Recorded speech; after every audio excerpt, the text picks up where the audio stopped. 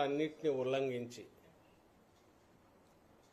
ప్రజలను నమ్మించి వీటన్నిటికీ తర్వాత ఒక మీడియా ముసుగు పెట్టి అక్కడి నుంచి దాని ముసుగులో ఆర్థిక నేరాలకు పాల్పడి దశాబ్దాల తరబడి 3-4 రాష్ట్రాల్లో ప్రజలను మోసం చేస్తూ వచ్చి ఇంకోవైపు సమాజంలో అత్యంత విశ్వసనీయుడైన లేదా ప్రముఖుడుగా జాతీయ స్థాయిలో కూడా పేరు తెచ్చుకుని ఇదే పునాదిగా ఇదే పెట్టుబడిగా ఈ పత్రిక ద్వారా తెచ్చుకున్న పేరే పెట్టుబడిగా ప్రజల సొమ్ముతో ఇంతకాలం ఒక అవినీతి సామ్రాజ్యాన్ని అక్రమ సొమ్ము సమాంతర ఆర్థిక వ్యవస్థను తన స్థాయిలో నడిపిన వ్యక్తి ఎవరైనా ఉన్నారంటే అది రామోజీరావు గారని గత దశాబ్దమున్నరగా కోర్టులో పోరాటాలు జరుగుతున్నాయి, కేసులు నడుస్తున్నాయి. వాస్తవాలు ఇవని సమాజం పట్ల నిబద్ధత ఉన్నవాళ్ళు కానీ లేదా ఆయన అరాచకాన్ని బయటికి తీసుకురావాలనుకున్న వ్యక్తులు కానీ పోరాడుతున్నారు. ఉండవల్లి అరుణ్ కుమార్ లాంటి వారు దాదాపు 15-20 ఏళ్లుగా ఇదే దీని మీద పోరాడుతున్నారు. వాటన్నిటి కల్మినేషన్ మొన్నటి సుప్రీంకోర్టు డైరెక్షన్ ద్వారా మనం చూస్తున్నాం. దాంట్లో దాని ఇంపార్టెన్స్ ఎందుకు అంతగా ఉందంటే అంతగా మన హౌస్ హోల్డ్ అంటే మన ఇంట్లో ఒక పేరులాగా రామోజీరావు గారు కానీ ఆయన నడుపుతున్న వ్యవస్థలు కానీ మన రాష్ట్రంలో ఉభయ తెలుగు రాష్ట్రాల్లోనూ ఇంకా కొంతవరకు పక్క కర్ణాటక కానీ అక్కడ కూడా కనపడుతుంది. ముఖ్యంగా ఉభయ తెలుగు రాష్ట్రాల్లో ఉమ్మడి ఆంధ్రప్రదేశ్ ఉన్నప్పటి నుంచి. దానికి కారణం మార్గదర్శి అనే పేరే ఒక ఇంటి పేరులాగా తయారైపోయింది. ఆ తర్వాత ఈనాడు గ్రూప్ సంస్థలు వచ్చాక అవి శాసించడం, రాజకీయాలను కూడా శాసించడం మొదలుపెట్టడం ఎన్టీ రామారావు గారి ప్రవేశం తర్వాత రాజకీయ ప్రవేశము, ఆయన ముఖ్యమంత్రి కావడం, దాని తర్వాత మొత్తం అధికారాన్ని తెర వెనక నుండి నడిపించడం కానీ లేదంటే తమకు నచ్చని వాళ్ళు ఉంటే వాళ్ళను దించేంత వరకు ఎక్కడికైనా పోయేంత వరకు ఓ పత్రికను మీడియాను అడ్డం పెట్టుకుని ఆయన చేస్తున్న ఆగడాలు అవి చూస్తూనే ఉన్నాం. ఇంతగా ఎందుకు చెప్తున్నామంటే నిన్న ఎందుకు హిస్టారికల్ ఇదవుతుందంటే ఇదంతా కూడా ఒక అబద్ధం మీద, ఒక మోసం మీద, ఒక అన్యాయం మీద, ఒక దుర్మార్గం మీద నిర్మించబడిన వ్యవస్థ ఇన్నాళ్ళు. అది ఇప్పుడు బయటికి రాబోతోంది. మొన్న ఇచ్చిన మళ్ళీ మొత్తం ఓపెన్ చేసి కేసును తెలంగాణ హైకోర్టు సుప్రీంకోర్టు ఏదైతే ఇచ్చిందో దీనివల్ల ఏం జరగబోతోందంటే ఈ అక్రమాలన్నిటికీ మూలమైన మార్గదర్శి ఫైనాన్షియర్స్ అంటే బ్లాక్ మనీని వైట్ చేయడం దగ్గర నుంచి అసలు వేల కోట్ల రూపాయలు దాని నుంచి వచ్చిన వాటిని తీసి రామోజీరావు గారు తన సామ్రాజ్యాన్ని విస్తరించడం దగ్గర నుంచి అలాగే దీని వెనక ముందు ఉన్న మార్గదర్శి చిట్ ఫండ్ దాంట్లో ప్రజల నమ్మకాన్ని ఆసరా చేసుకుని వాళ్ల డబ్బులన్నీ తెచ్చి వాటితో తన వ్యాపారాలు చేసుకోవడం కానీ తన రాజకీయం నడపడం కానీ ఇవన్నీ చేయడం దగ్గర నుంచి అవన్నీ కూడా రేపు వెలుగులోకి రాబోతున్నాయి. ఈయన చేసింది ఈరోజు నిన్న మొన్న బయటకు రేపు మళ్లీ రాబోతుంది. అంటే మార్గదర్శి ఫైనాన్షియర్స్ అనే దానికి ఒక రూపమే లేకపోవడం అనేది అన్నిటికంటే పెద్ద అందరూ ఆశ్చర్యపోవాల్సిన దిగ్భ్రాంతి చెందే విషయం.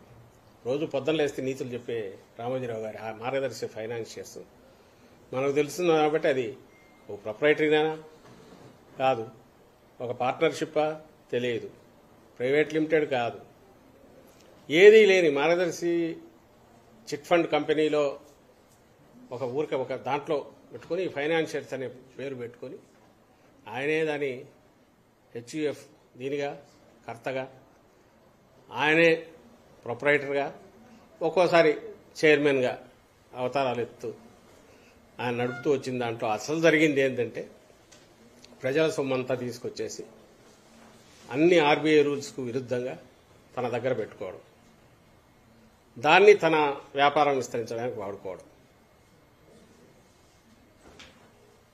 దీనికి మూలం ఎక్కడి నుంచి వచ్చింది? తన తొలి అడుగు వేసిన ఈ మధ్యనే అది కూడా బయటకు వచ్చింది.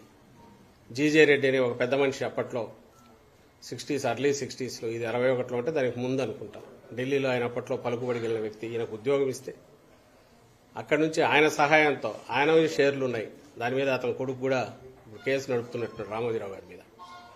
ఆయన సపోర్ట్తో వచ్చి మార్గదర్శి చిట్ ఫండ్ పెట్టి ఇంకా అక్కడి నుంచి పెరుగుతూ వచ్చింది. అంటే ఆ రోజు ఎవరి సపోర్ట్తో అయితే జీజే రెడ్డి అనే వ్యక్తి సపోర్ట్తో పెట్టాడో వాళ్ళను కూడా తర్వాత రిజెక్ట్ చేశాడు. వాళ్ళ కొడుకులు వస్తే కూడా వాళ్ళని బెదిరించాడు. వాళ్ళు ఇప్పుడు కేసు నడుపుతున్నారు. మాకు రావాల్సిన మా నాయన పెట్టుబడికి దానికి మాకు రావాల్సింది ఇవ్వండి అని వాళ్ళు ఇన్నాళ్ల తర్వాత వస్తే అడ్డంగా పిస్టల్ పెట్టి బెదిరించి సంతకాలు తీసుకొని మమ్మల్ని బయటకు గెంటేశాడు, చేతిలో చిల్లర పెట్టేసి అని వాళ్ళు కేసు వేశారు. అది నడుస్తుంది.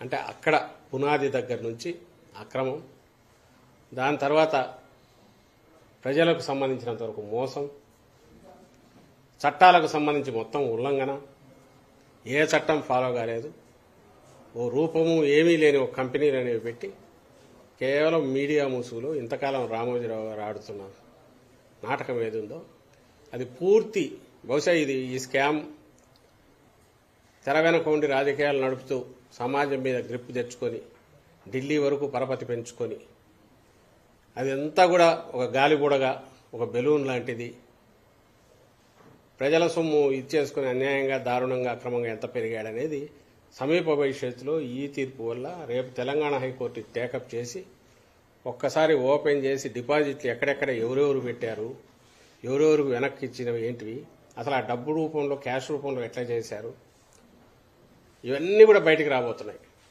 ఘోరం ఏంటంటే ఎవరైతే చట్టాన్ని పాటించాలని చెప్పి ప్రజలందరికీ నీతులు బోధించే రామోజీరావు ఆయన మీడియా బోధిస్తే ఈ పక్క మొత్తం డిపాజిట్లన్నీ క్యాష్ రూపంలోనే, క్యాష్ తీసుకొచ్చి ఎక్కడికైతే ఇదైతే వాళ్ళు కట్టలు కట్టి సపరేట్ పెట్టి డీడీలు తీసి దాంట్లో వేయడం.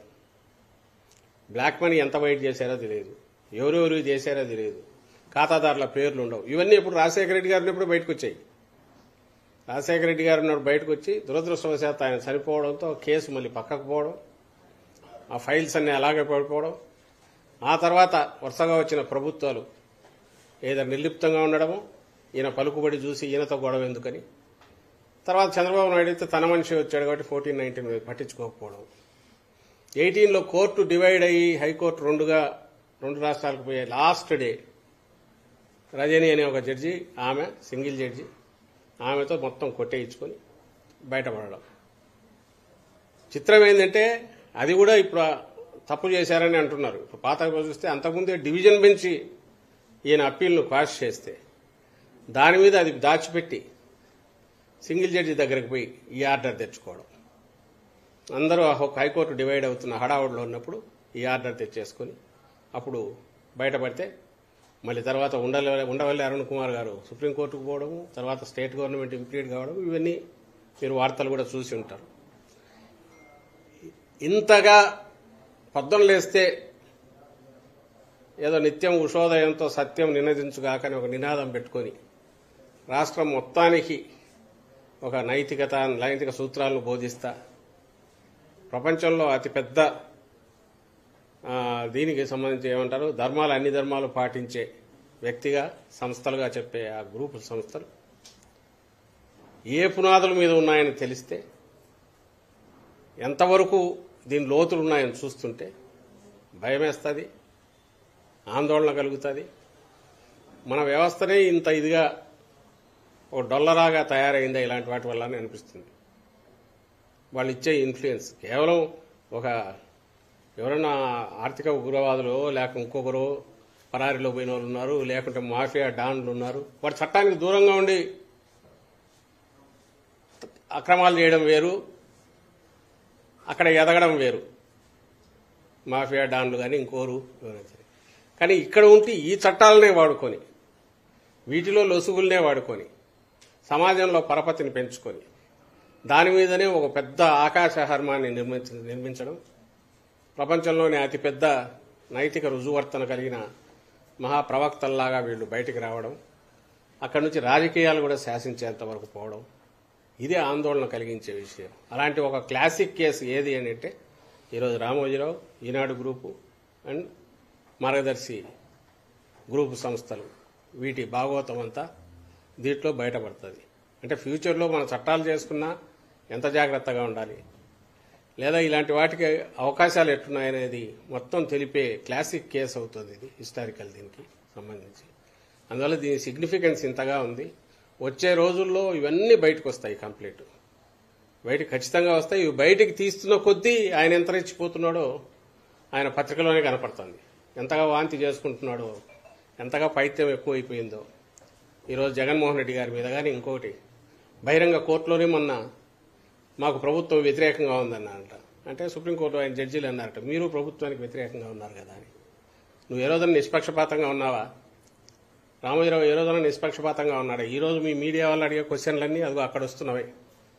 చంద్రబాబు నాయుడుకు వాళ్ళు ఇచ్చే ఉప్పు, వాళ్ళు మాట్లాడేవి అవన్నీ తెచ్చి ఆ పత్రికల ముద్ర వేస్తే అవి తీసుకొచ్చేసి అవే బయట తిరుగుతుంటే వాటినే మాకు క్వశ్చన్లు వేస్తున్నారు. అంటే ఒక రాజకీయాలను శాసించడమే కాదు, ఈరోజు చంద్రబాబు నాయుడు గారిని అర్జెంటుగా గద్దె మీద కూర్చోబెట్టాలా అనే దాంతో ఆయన ఎంతవరకు పోతున్నాడు రామోజీరావు గారు ఈనాడులో అనేది మీరు చూస్తూనే ఉన్నారు అందరూ. నిన్నటికి నిన్న కూడా ఎక్కడైనా ఈ వార్త కనపడిందా? ఇంత పెద్ద వార్త, దానికి కూడా మళ్ళీ ధైర్యం లేదు. నిజంగా నిష్పాక్షికంగా కాదు, మామూలుగా ఉండే పేపర్ అయినా సరే పొద్దున లేస్తే ఈనాడు రీడర్ చూసినా కూడా ఇంకో దగ్గర ఎక్కడో చోట తెలుస్తుందిగా, ఇదిగో మేము మాట్లాడిన ద్వారా తెలుస్తుంది మార్గదర్శి కేసు ఏదో పెద్దది వచ్చిందని. వాళ్ళు అనుకోనన్నా అనుకుంటారు, ఏంటి రామోజీరావు వార్త వేయలేదు అనుకుంటారని. ఆ చిన్నపాటి ఇదైనా వచ్చి చిన్న వార్త అన్నా వేస్తున్నట్టు ఎక్కడా వేయలే. తాను ఏదైతే అబద్దాలు అనుకున్నాడో అవే బ్యానర్ల కింద వేస్తున్నారు, వాటినే మొత్తం తెచ్చేసి రుద్దుతున్నారు. ఈరోజు ఈ ఎన్నికలను కూడా, ఇప్పుడు 24 ఎన్నికలను కూడా ఇన్ఫ్లుయెన్స్ చేసి శాసించాలని ట్రై చేస్తున్నాడు. కానీ జనం అన్నీ గమనిస్తున్నారు. మా అదృష్టం ఏంటంటే సరైన సమయానికి ఆల్రెడీ ఇక్కడ సిఐడి టేకప్ చేసి ఏదైతే మార్గదర్శి చిట్ ఫండ్స్ భాగవతం అంతా బయటకు వచ్చిందో, ఎంత అక్రమంగా జరుగుతున్నాయి ఆ చిట్లు నడిచే వ్యవహారం కానీ, ఆ ఎంటైర్ ప్రాసెస్సే ప్రజలను డబ్బు వేయించడమే తప్ప దాని నుంచి డబ్బులు డైవర్ట్ చేసి ఎట్లా చేస్తున్నాడు అనేది, ఇవన్నీ ఎట్లా బయటకు వస్తున్నాయో చూస్తే గగ్గోలు పెట్టారు. ఇదంతా రాజకీయంగా మా మీద కోపంతో చేస్తున్నారు జగన్మోహన్ రెడ్డి గారని, రామోజీరావు కానీ ఆయన పత్రికలు కానీ. కానీ ఆఖరికి ఏమి ఇదవుతోంది?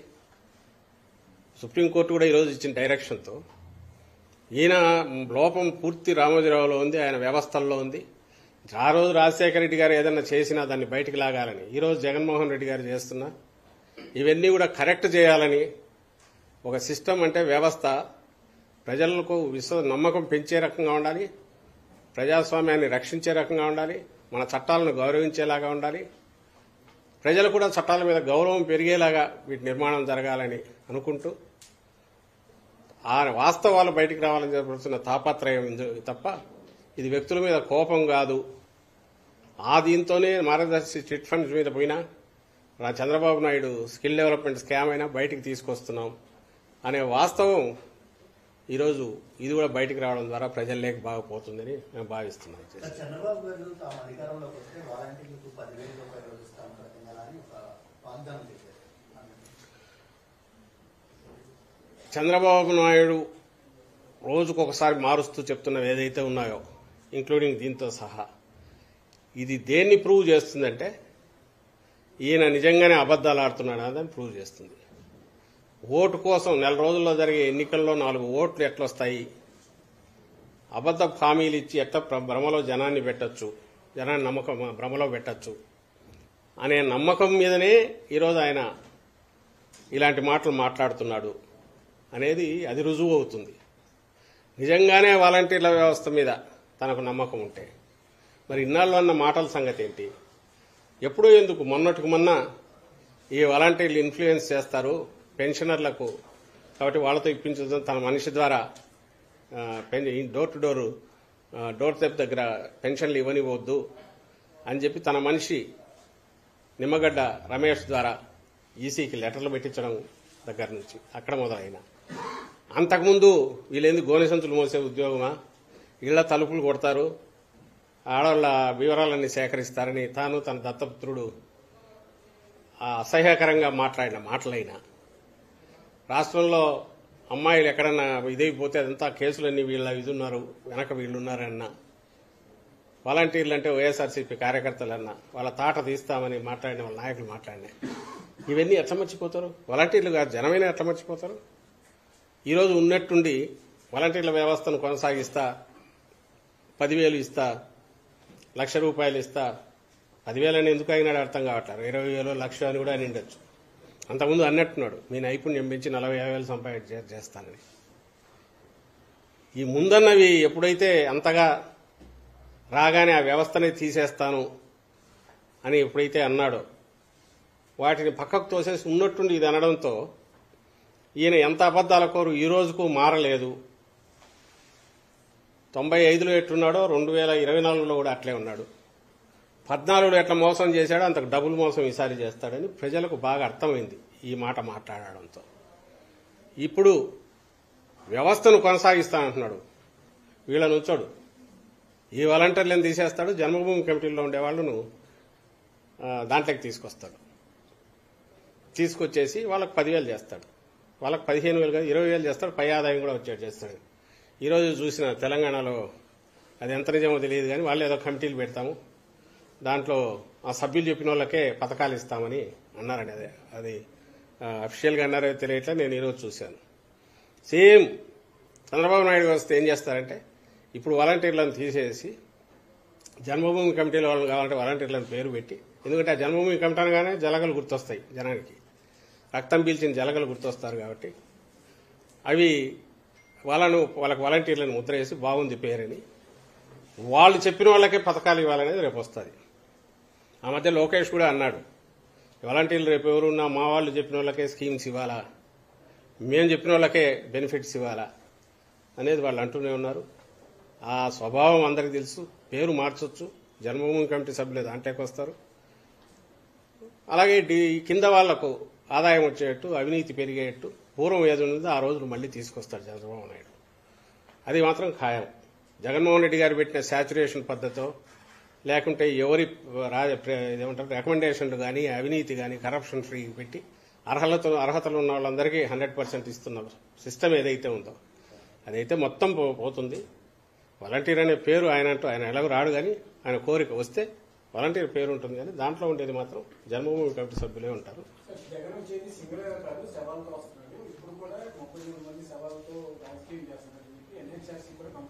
అదే ఎంత దారుణం చూడండి. 3 పార్టీలు పెట్టారండి. నేను చూశాను. ఏ రోజైతే నేను ఇంతకుముందు అన్నట్టు నిమ్మగడ్డ రమేష్ అనే వ్యక్తి ద్వారా వాలంటీర్లతో ఇంట్లకు పంపించొద్దని ఇచ్చాడు, అది ఎంత అడ్డం కొడుతుందో వాళ్ళకు బూమరాంగ్ వెనక్కు తగులుతుందని గమనించినప్పటి నుంచి గంగవేరులు ఎత్తిపోయి ఆ రోజు నుంచి వరుస పెట్టేసి మేము వాళ్ళని వద్దన్నాం కానీ ఇళ్ల దగ్గర ఇవ్వద్దని లేదు కదా. మేము ఒకసారి వాళ్ళని వద్దన్నాం కానీ 1,30,000 మంది మరి సచివాలయ ఉద్యోగులు వాళ్ళతో ఇంటికి పోయి ఇప్పించవచ్చు కదా అని ఇంకోసారి ఇది అంటున్నా కానీ ఎప్పుడైతే ఆయన చేసిన చంద్రబాబు నాయుడు చేసిన పనితో సెక్రటేరియట్కి వచ్చి వృద్ధులు చనిపోతే అది ఆసరా చేసుకుని ఆ చావులు మళ్లీ తీసుకొచ్చేసి దాన్ని రాజకీయం చేసి మా మీద వేయాలని చూసి రీజను చంద్రబాబే. లక్షణంగా సింపుల్ క్వశ్చన్, వాలంటీర్లు ఇళ్లకొచ్చి ఇవ్వడం వల్ల ఇన్ఫ్లుయెన్స్ చేస్తారనుకుంటే 4 ఏళ్ల 8 నెలల్లో 4 ఏళ్ల 6 నెలల్లో ఎంత, ఎందుకంటే మనం రాగానే ఇమీడియట్ రాలే 4-5 నెలలకు వచ్చారు కాబట్టి ఇన్నాళ్లు చేస్తున్న పని వాళ్ళు అదే. ఇన్నాళ్లు చేసిన ఇన్ఫ్లుయెన్స్ ఈ 1 నెలలో అయితే పోదుగా. ఆ మాత్రం కామన్ సెన్స్ ఆయనకు లేదు, ఆలోచన లేదు. ఇన్ఫ్లుయెన్స్ ఏం చేస్తారు? వాలంటీర్ సిస్టమ్ పెట్టడం అనేది కాదు. నువ్వు జన్మభూమి కమిటీ పెట్టావు, వాలంటీర్ వ్యవస్థ పెట్టావు, దాని ద్వారా మేము చేయించిన మంచి పనులు ఏమున్నాయి ఆ సిస్టమ్ ద్వారా అవి ప్రజలకు ఎప్పుడైతే నేరుగా అందుతున్నాయో దానివల్ల వీళ్ళ వాలంటీర్లకు ఇంపార్టెన్స్ పెరిగింది. దానివల్ల ఆ సిస్టమ్ సక్సెస్ అయింది తప్ప పర్సే ఏదో 2,60,000 మందిని పెట్టినందువల్ల వాళ్ళ ఇన్ఫ్లుయెన్స్ పెరగడం అనేది ఉండదు. 10 లక్షల మందిని పెట్టే పెరగదు. అదే నేను ఎప్పుడు అంటుంటా, వీళ్ళు కాదు బెనిఫిట్స్ తీసుకునే వాళ్ళు ఉన్నారు, వాళ్ళు ఆల్రెడీ ఇన్ఫ్లుయెన్స్ అయి ఉన్నారు. దేంతో ఇన్ఫ్లుయెన్స్ అయి ఉన్నారు? ఇదిగో ఇక్కడ జగన్మోహన్ రెడ్డి అనే లీడర్ ఉన్నాడు, ఈయన మాత్రమే చెప్పిన మాట మీద చెప్పిన దానికంటే ఎక్కువ మా బతుకులు బాగుపరుస్తున్నాడు, చెప్పిన హామీలన్నీ పూర్తి చేసి మాకు ఖచ్చితంగా ఏమేమి ప్రామిస్ చేశాడో అవి ఇస్తున్నాడు, ఈయన పాలనలో మా బతుకులు బాగుపడినాయని వాళ్ళు ఆల్రెడీ ఇన్ఫ్లుయెన్స్ అయినారు. వాళ్ళని నువ్వు ఎట్లా మారుస్తావు? చంద్రబాబు నాయుడు మార్చగలడా వాళ్ళను? వీళ్ళని మార్చాలని చూసి ఆ ప్రాసెస్లో వీళ్ళని రానికుండా చేయాలని చెప్పి ఆ ప్రాసెస్లో ఆ ఆత్రంలో వృద్ధులు కొంతమంది ఇది లేని వాళ్ళు రోడ్డు మీదకి వచ్చి ఎండలకి ఎదిగితే ఇప్పుడు అది తెచ్చి మా మీద పెట్టాలని చూడడం, గవర్నమెంట్ మీద పెట్టాలని చూడడం, వైఎస్ఆర్సీపీ నిందించాలని చూడడం ఆయనకు ఏం దిక్కు తెలియట్లేదు. డెస్పరేషన్ తప్ప ఏం ఉన్నట్లేదు. ఈ డెస్పరేషన్లో ఏం చేస్తున్నాడో కూడా అర్థం కావట్లేదు. 4 రోజులు వరుస పెట్టి మనం ముగ్గురం కలిసి రాస్తా అంటే జనం నమ్ముతారు. జగనే ఇది చేశాడు, జగనే ఇది చేశాడు, జగనే ఇది చేశాడంటే జనం నమ్ముతారు అనే భ్రమలో కొట్టుకుంటున్నట్టున్నాడు. అందుకే వరుస పెట్టి ఈసీకి రాశారు, సిఎస్కి రాశారు, అండ్ ఇప్పుడు ఎన్హెచ్ఆర్సీకి రాశారు. బహుశా యూఎన్ఓ కూడా రాస్తారేమో ముగ్గురు కలిసి రేపు ఎల్లుండో. ఈ మాదిరి ఇట్లా జగన్మోహన్ రెడ్డి గారు ఇది చేస్తున్నారు, ఆయన వల్లనే ఇదేందని రాస్తారేమో. కానీ నేను ఇంతకుముందు అన్నట్టు రాష్ట్రంలో ఉన్న ప్రజలందరికీ ఏం జరుగుతుందో తెలుసు. ఏమైనా బయటపడితే చంద్రబాబు నాయుడు డెస్పరేషనే దీంట్లో బయటపడుతుంది. ఎందుకంటే తీర్పు, ప్రజల తీర్పు క్లియర్గా కనపడుతుంది. రైటింగ్ అది వాళ్ళ క్లియర్గా ఉంది, చూస్తున్నాడు. అందుకోసం ఇట్లాంటివన్నీ పొద్దుపోని మాటలన్నీ మాట్లాడుతున్నారు. సార్, ఓటమి భయంతోనే వైసీపీ హింస రాజకీయాలు చేస్తుందని పల్నాడు, తర్వాత మచిలీపట్నం, ప్రకాశంలో జరిగిన కొన్ని దాడులు టెస్ట్ కేసులు చూపిస్తారు చంద్రబాబు. ఎంత అన్యాయం! ఇప్పుడు మచిలీపట్నంలో జరిగింది, ఎవరు మా వాళ్ళని కొట్టారు. కొడితే ఎమ్మెల్యే ఇదేం అన్యాయమే అని అడిగాడు. నిన్న ఒంగోలులో జరిగింది, నేను విన్నంతవరకు చూసినంత వరకు వాలంటీర్ దీనికి రాజీనామా చేసి ఎలక్షన్ క్యాంపెయిన్లో మా పార్టీ వాళ్ళతో వెళ్తున్నాడు. వెళ్తుంటే నువ్వెందుకు వచ్చావని వాళ్ళెవరో అడ్డం పడినారు, టీడీపీ ఫ్యామిలీ ఎవరో అంటే. దాన్ని అక్కడ స్టార్ట్ చేసింది, గొడవ చేసింది వాళ్ళు. వాలంటీర్ ఎందుకు వచ్చారని అడిగే హక్కు నీకేముంది? వాలంటీరు వచ్చినందువల్ల అందులో రాజీనామా చేసిన వ్యక్తి అక్కడికి వస్తే అడగడం వాళ్ళ తప్పు. గొడవ మొదలు పెట్టింది వాళ్ళు. గొడవ పెట్టి ఆ గొడవలో ఏదైనా జరిగితే మళ్ళీ నింద మా మీద వేయాలి. రేపు ఎన్నికల్లో తీర్పు ఏదనేది ఖచ్చితంగా ల్యాండ్ స్లైడ్ మెజారిటీతో విక్టరీ మాకు రాబోతోందని తెలిసిన తర్వాత వైఎస్ఆర్సీపీకి గంగవేరులెత్తి ఓట్ల దగ్గర నుంచి ఇలాంటి వాటి దగ్గర నుంచి ఎక్కడ పడితే అక్కడ ఇంకా ఏది కాకపోతే దాన్ని ఏమంటారు ఆఖరకు ఏదేదో గొడ్డలి, అది ఈ మధ్య మానేసినాడు గొడ్డలి అనడం. బహుశా బీజేపీ వాళ్ళు అన్నట్టున్నారు. ఎందుకంటే ఆ షర్మిలమ్మ కాంగ్రెస్ తరఫున నిలబడింది, నువ్వు ఆమెను ప్రమోట్ చేస్తున్నావు అన్నట్టున్నారు. అది కొంచెం వెనక్కు తగ్గినట్టు కనపడుతున్నాడు, తెర వెనక నుంచి సపోర్ట్ ఇస్తూ. లేదా ఓట్లు ఏమైనా ఎక్కువ దిగులుతాయని భయపడుతున్నాడు. ఏ రాజకీయ నాయకుడు కాదు, ఒక వ్యక్తిగా కూడా సమాజంలో, సభ్య సమాజంలో మాట్లాడాల్సిన భాషను వదిలేసి అడ్డగోలుగా మాట్లాడడం దగ్గర నుంచి, చిల్లర చేష్టల దగ్గర నుంచి, అండ్ వెకిలితనం దగ్గర నుంచి, ఆఖరుకు నిస్పృహతో హిస్టరీ అని అవన్నీ హిస్టీరిక్గా మాట్లాడడం దగ్గర నుంచి, డెలీరియంలో సంధి అవస్థలో ఉండేవాడు మాట్లాడే భాష నుంచి, ఇవన్నీ చంద్రబాబుతో మొదలై ఆయన దత్తపుత్రుడికి అంటుకుంది. ఇప్పుడు ఆమె పురంధేశ్వరు కూడా నిన్ననే ముగ్గురు ఎక్కినట్టున్నారు ఒకే స్టేజ్, వాళ్లకు మొదలైంది. నాకు తెలియక ఇప్పుడు ఇంత దీంట్లో ఈ మొత్తం ప్రాసెస్లో ఇది ఏదైతే జరుగుతుందో, రేపు తీర్పుకు సాకుల కోసం ఈరోజు వెతుకుతున్నారు. ఆ సాకులు ఏవి ఉంటే అది చూపిస్తున్నారు. ఈసీ వచ్చాక నేను మీడియాకు రిక్వెస్ట్ చేస్తున్నా, కేసులకు సంబంధించి మా వాళ్ళ మీద ఎన్ని కేసులు పెట్టారో చూడండి, అక్కడ ఎన్ని కేసులు పెట్టారో చూడండి. బహుశా జగన్మోహన్ రెడ్డి గారు ఎప్పుడైతే ఎన్నికల కోడ్ వచ్చినప్పటి నుంచి తాను ఎంత డిస్టెన్స్ మెయింటైన్ చేస్తున్నాడో ఇక్కడ కూడా మళ్ళీ కంపేర్ చేసుకోవాలి చంద్రబాబు నాయుడు. నేను లాస్ట్ టైం ప్రెస్ కాన్ఫరెన్స్ లో చూపించాను. 19 ఎన్నికల ప్యాకెట్ బిహేవ్ చేశాడు. కోడ్ వచ్చాక సీఈఓ దగ్గరికి వెళ్లి హడావుడి చేసి టెర్రరైజ్ చేసే ప్రయత్నం ఎట్లా చేశాడు చంద్రబాబు నాయుడు, ఆ రోజు చూశారు. ఈ రోజు జగన్మోహన్ రెడ్డి గారు ఎప్పుడైతే కోడ్ వచ్చినప్పుడు తాను డిస్టెన్స్ జరిగారు. అధికార యంత్రాంగం సిఎస్ గారి ఆధ్వర్యంలో, డీజీ గారి ఆధ్వర్యంలో ఆ వ్యవస్థలు ఎట్లా నడవాలని అవి నడుస్తున్నాయి. దానికి ఏదైనా ప్రూఫ్ కావాలంటే మీరే చూస్తే, మాకు నోటీసు వస్తున్న వాళ్ళే రోజు మళ్ళీ పెడుతున్నారు. జగన్మోహన్ రెడ్డి గారికి నోటీసు, ఇంకోరికి నోటీసు, వాళ్లకు వైఎస్ఆర్సీపీ నాయకులకు నోటీసులు అని పెడుతున్నారు. అలాగే కేసులు బుక్ అవుతున్నాయి మా వాళ్ల మీద. ఎక్కడ అఫీషియల్స్ ఎవరిని స్పేర్ చేయట్లే. ఎట్లా సాధ్యమైందంటే నిష్పాక్షికంగా ఉన్నాం కాబట్టి, నిష్పాక్షికంగా ఉండాలనే ఆలోచన ఉంది కాబట్టి, ఎలాగూ హ్యాండ్స్ డౌన్ నిష్పాక్షికంగా ఎన్నికలు జరిగితే నేను ఇంతకుముందు అన్నట్టు ల్యాండ్ స్లైడ్ విక్టరీ వైఎస్ఆర్సీపీది. ఇంకా మేమెందుకు వర్రీ అవుతాం? వాళ్ళు వర్రీ అవుతున్నారు. వర్రీ ఇదిగో ఇవన్నీ తీసుకొస్తున్నాం, వాడే కొడతాడు, కొట్టించుకుంటాడు ఆ ప్రాసెస్లో. అది తీసుకొచ్చేసి ఆ ఈనాడులో పెద్ద చేస్తారు, జ్యోతిలో పెద్ద చేస్తారు. ఇదిగో ఇక్కడ ఈ ఘోరం జరిగిపోయింది అంటారు. కేసులో అంతా చేస్తే ఎవరంటే ఇనిషియేట్ చేసి గొడవ చేసి వాళ్ళు చేస్తారు. సో నిన్న కూడా అంతే, ఇవి 4 ఇన్సిడెంట్లు కలపడము, అది జనరలైజ్ చేసి హింస పెరిగిపోయింది అని అనడం. ప్రజలు అన్నీ గమనిస్తున్నారు, వీటిని ఏమీ లెక్కలేకేసుకోవట్లే. మీ ఆగింతం కానీ, మీ చంద్రబాబు నాయుడు ఆగింతం కానీ, ఆయన అరాచకం కానీ, ఆయన మాటలు అన్నీ కూడా రెచ్చగొట్టే మాటలు కానీ, ఇవన్నీ కూడా డెస్పరేషన్ నుంచి వస్తున్నవి అనేది ప్రజలకు కూడా బాగా తెలుసు. సోషల్ మీడియాలో ఒకటి వైరల్ చేస్తున్నారంటే అభ్యర్థులు మార్చేస్తారని, అంటే ఇది కేవలం ఒక కన్ఫ్యూజన్ క్రియేట్ చేయడానికి అంతే, వేరే ఏముంది? నాకు తెలియక అడుగుతా, దాదాపు మా ఎక్సర్సైజు నాకు గుర్తుని 3-4 నెలల నుంచి మొదలైంది. క్యాండిడేట్స్ ఫైనలైజేషన్ దగ్గర నుంచి చేసుకునే కూల్గా చేస్తూ వస్తున్నారు జగన్మోహన్ రెడ్డి గారు. దానికి ముందు 2 ఏళ్ల ముందు నుంచే గడప గడప ద్వారా వాళ్లను జనానికి ఎక్కువ పరిచయం చేయడం, ఆ ప్రాసెస్లో క్యాండిడేట్స్ ఎట్లా ఉన్నారో, తట్టుకున్నారా లేదా, ప్రజల్లో ఎంత ఆదరణ వచ్చింది చూసుకుంటూ రావడం, ఒక సైంటిఫిక్ పద్ధతిలో చేసుకుంటూ వస్తున్నాం. టికెట్ కూడా ఫైనలైజ్ చేసుకుంటూ వచ్చాం దశలుగా. ఆ ప్రాసెస్లో చాలా మందికి నచ్చజెప్పి వాళ్ళని ఇంకో రకంగా చూసుకుంటామని పార్టీ బాధ్యతలు ఇచ్చాం.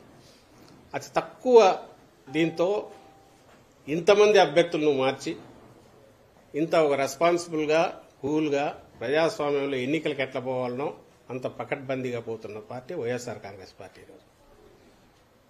మా దగ్గర రోజు రోజుకు ఎందుకు మారుస్తారు? అందులో ఒక పార్టీ మా నాయకుడు నిర్ణయించుకుంటాడు. ఆయన కూడా ఏంటి, నేను ఇంతకుముందు అన్నట్టు శాస్త్రీయంగా సర్వేలు అలాగే అందరితో డిస్కస్ చేసి వాళ్ళ దీన్ని కూడా ఆ నాయకుల వాళ్ళతో కూడా మాట్లాడి ఇంతకాలం ఎక్సర్సైజ్ చేస్తూ ఫైనలైజ్ చేసిన జాబితా ఇది. ఇక్కడ ఉంటుందా గందరగోళం? ఇక్కడ అక్కడ ఉంటుంది. మొన్నటి వరకు అసలు పొత్తు ఏందో తెలియదు. చంద్రబాబు నాయుడు పవన్ కళ్యాణ్ కలవాలనుకున్నాక బీజేపీ ఎప్పుడు ఎంటర్ అయింది? పవన్ కళ్యాణ్కి ఎన్ని చెప్పాడు, ఆఖరికి ఎన్ని దించాడు. ఫస్ట్ పొత్తు ఫైనలైజేషన్ దగ్గర నుంచి, తర్వాత సీట్ల ఖరారు దగ్గర నుంచి, తర్వాత క్యాండిడేట్ల వీటి వరకు ఎన్ని గందరగోళాలు. ఈ రోజు కూడా గందరగోళం అక్కడ ఉంది. దీన్ని కన్ఫ్యూజ్లో చేయడానికి, అంటే వాళ్ళదాన్ని కవర్ చేసుకోవడానికి, ఈ పక్క కూడా ఏదో జరగబోతోందని చెప్పడానికి వీటి మీద సోషల్ మీడియాలో అడ్డగోలుగా రాయిస్తున్నారు. అవి ఎంతవరకు పోతున్నాయంటే, ఈరోజు జగన్మోహన్ రెడ్డి గారి ఆయన రోడ్ షోలు కానీ, ఆయన సభలు కానీ జరుగుతున్న దీన్ని చూశాక అక్కడి నుంచి డైవర్ట్ చేయాలంటే ఇటు పక్క వేయడం. రీజన్ ఏదంటే ఎవరో ఇక్కడ జాయిన్ అయినారు కాబట్టి వాళ్ళని చేస్తారని. ఇదే తెలుగుదేశం పార్టీనా అంటే ఎత్తిపోయి దివాలా తీసే టైంలో ఆ టైంకు ఎవరు దొరికితే వాళ్ళని తీసుకుని ఏదైనా చేసుకోవడానికి. ఇది వైఎస్ఆర్ కాంగ్రెస్ పార్టీ సిస్టమేటిక్గా ఆర్డర్లో నడుస్తోంది. చేంజెస్ అనేవి చేంజెస్ కోసం ఉండవని ఫస్ట్ నుంచి చెప్తున్నాం. ప్రతిసారి మేము అనౌన్స్ చేసినప్పుడల్లా అడిగేవాళ్ళు ఇంకా ఎన్ని ఉంటాయని. అవసరం ఉంటే ఎన్ని ఉంటాయో అన్ని ఉంటాయి. బట్ కేవలం ఏదో 4 వ్యక్తులు వచ్చినారనో, లేక దాన్ని ఏమంటారు ఈ రకంగా క్యాస్ట్లు మార్చాలనో, లేక అవతల దీని గురించి ఇచ్చేయాలనో, అప్పటికప్పుడు ఏదో తాత్కాలికమైన దీంట్లో జరగాల్సిన అవసరము లేదు, జరిగే పరిస్థితి కూడా లేదు. ఖచ్చితంగా టీం ఏదైతే ఉందో అది బ్రహ్మాండంగా ఉంది. దీనికి సంబంధించినంత వరకు ఇది యాజ్ ఇట్ ఈజ్ ముందుకు వెళ్తుంది. వాళ్ళు రాసినట్టు అడ్డగోలుగా ఎవరో కొంతమంది వ్యక్తులు వచ్చినారో, లేక ఇంకోటి ఏదో వీటిని దృష్టిలో పెట్టుకుని చేంజెస్ అయితే మా పార్టీలో ఉండవు.